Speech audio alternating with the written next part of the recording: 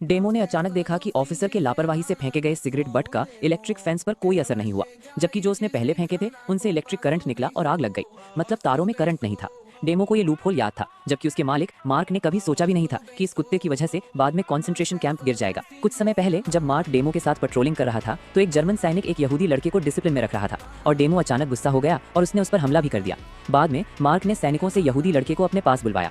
उसे लगा कि उसका कुत्ता डेमो लड़के में बहुत इंटरेस्टेड है, इसलिए उसने लड़के को डेमो और कुछ जानवरों को खिलाने का काम दिया। एक दिन जर्मन सैनिकों के लिए हंसों को खाना खिलाते समय यहूदी लड़के को अचानक एहसास हुआ कि उसने 500,000 टेल चांदी की टूटी हुई रोटी खाई है। जानवरों को ये खिलाना बहुत बड़ी बर्बादी थी।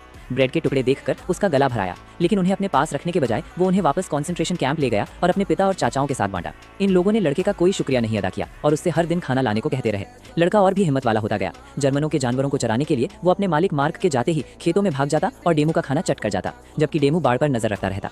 मार्क ने कभी सोचा भी नहीं था कि उनका मशहूर डेमो असल में उस यहूदी लड़के का कुत्ता था। लड़का रोज अपने चाचाओं के लिए खाना लाता रहा, लेकिन एक रात एक अनचाही घटना हुई। मार्क ने अचानक लड़के को चेक किया और उसकी जेब में बहुत सारे ब्रेड के टुकड़े पाए। लड़का डर के मारे पीला पड़ गया। ये जानते हुए कि उसका क्या इंतजार है, उसने मरने से पहले डेमो का राज बता दिया।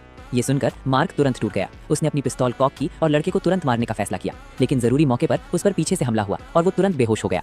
पता चला कि वो आदमी लड़के का पिता था। आज रात उनके भागने की रात थी और लड़का जाने से पहले डेमो को अपने साथ ले गया था।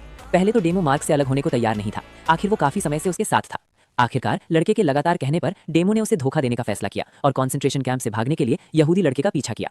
इस बीच कैंप के अंदर यहूदी भी फंस गए थे, जो हाई वोल्टेज बिजली की बाढ़ से घिरे हुए थे, जिससे अलार्म बज गया। लेकिन डेमो को पता था कि लूपहोल कहाँ है, इसलिए वो जल्दी से लड़के और दूसरों को वहां ले गया। वे उस जगह से भाग गए जहां से डेमो निकला था। दूसरे यहूदी जिन्हें खतरे का पता नहीं था, या तो बाढ़ से करंट लगने से मर गए या कैंप में जर्मन सैनिकों ने उन्हें मार डाला।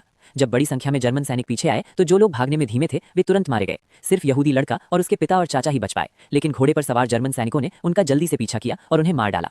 आखिर में सिर्फ डेमो और लड़का ही बच पाए। हालांकि डेमो अक्सर अपने जर्मन मास्टर मार्क के साथ बिताए समय को याद करता था। वे साथ साथ लड़े थे और साथ ही बन गए थे। अब मार्क की किस्मत का पता नहीं था।